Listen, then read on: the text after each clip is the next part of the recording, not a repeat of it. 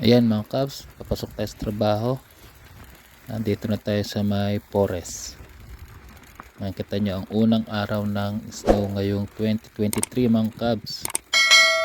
Tignan nyo mga Cubs. Ayan mga Cubs, snow na ang tinadaanan ko. Malamig na mga Cubs. 3, 2, 1. Loading complete.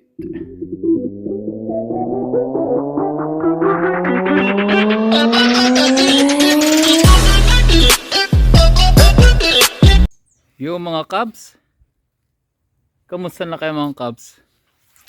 Saglit na video lang tayo kasi papakita ko lang sa inyo unang araw ulit ng snow ngayong taong ito, November 18.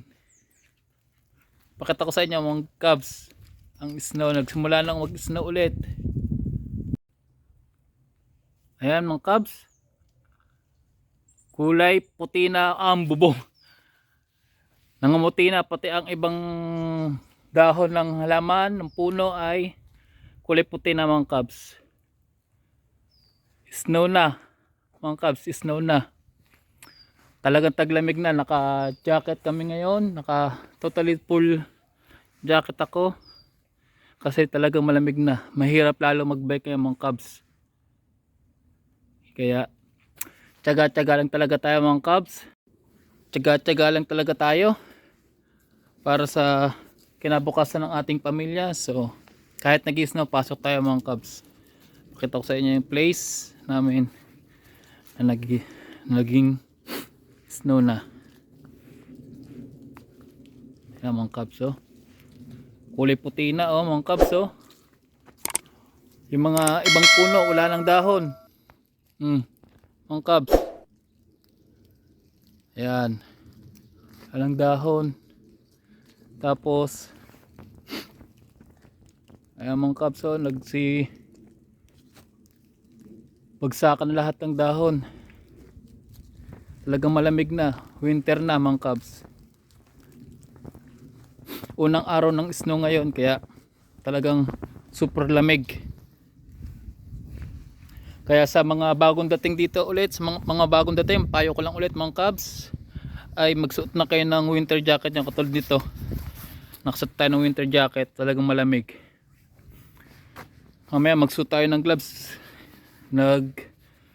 Kasi nagpa-frozen din yung kamay natin sa lamig. So mamaya magsuot tayo ng gloves. Ngayon muna, kaya di muna ako nagsusuot kasi nagbibideo tayo mga Cubs. Pero mamaya magsuot tayo ng gloves. So sa mga bagong dating dito, magsuot na kayo ng winter jacket nyo at